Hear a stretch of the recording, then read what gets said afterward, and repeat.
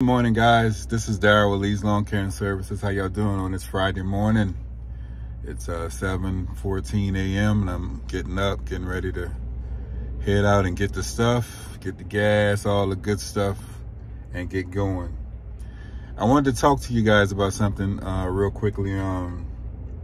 So what I do sometimes, I do what's called a business snapshot. And what it is where I go in and I just see how the business is performing. You know, sometimes I put the numbers up against the last year numbers, but each year is different. So you can use it as a guide, but you really can't, because every year is different and things happen differently. Okay, so I did a business snapshot and I was breaking down the business, and then I just went through some numbers and I was looking at some things.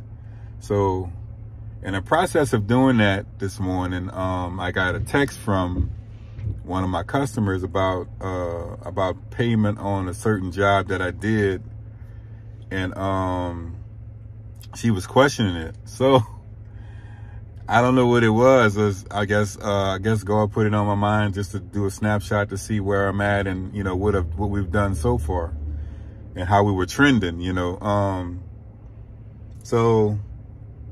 Long story short, I took and I looked up her information, and we did some service for her on the 3rd of this month. And then we turned around and we did some more service for her on the 12th, which was yesterday.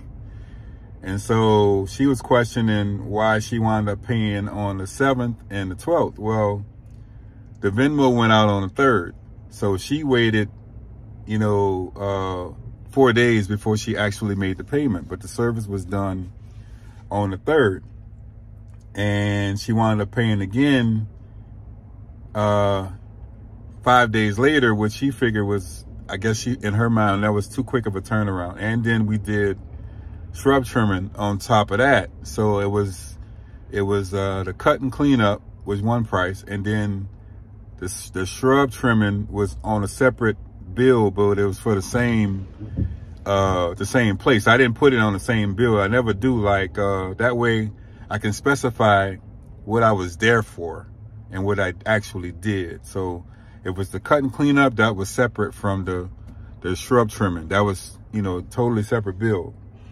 So I sent her 2 bills and she paid them. And then she questioned me about them this morning, which is what's today? I think it's the 13th. So she questioned me about them today. She said, "Well, I paid you on the 7th and the 12th. Why did I do that?" So I went to the computer and I snapshot the invoice, and the service was done on the 3rd. And that's when I had put it in the system, and I snapshot it and I sent it to her. I said, "Well, your service was actually done on the 3rd. And you just made the payment on the 7th, because when I do the service, the Venmo goes out that day. You don't wait to send out your bills, guys, your invoices. You get them out right then and there, unless you have an agreement with the people you're dealing with, or the company that you're dealing with, of how you're going to send out your invoices. When you do the service for those properties, you do the invoices that night, and get them out, get them out, so that way there's no questioning, what you did. And what I do, I write my stuff down in my binder. I got it. I write everything I do down in this binder, okay? And then once I write it down in this binder, I have a software on my laptop, and then either that night, I usually put it in, either that night or that next night, I usually put it in. I was putting it in once a week, but it was too many invoices. So I started putting them in like a day or two to keep track of everything. And then, you write down all your gas and all your expenses. You write it down in this book. If you got a place to keep your receipts, you keep your receipts for your stuff. But I have a business account, so I can always pull up my my statements, and it'll have on there, what it is and what it was for, when it comes to that, for tax purposes. So that's how you got to operate, guys. When a customer questions you about certain things, you got to have that information right there. Like, okay, well, let me go back and check. And that's what I did. Say, let me look and see what happened. And so I went back and I looked and I found it, which is very simple, because when you have everything listed out, it's not a guessing game. It's you know exactly what it is, what was done, when it was done, what was charged, and you go on from there. So but years and years ago, I want to bring this story up too. I had another customer, and this particular customer is what taught me to keep better track of my records and the stuff that I do. So years ago, I had a customer ask me about some service we had did. And back then, during this particular time, this was a long time ago, guys. I'm going to say at least 12, 13 years ago.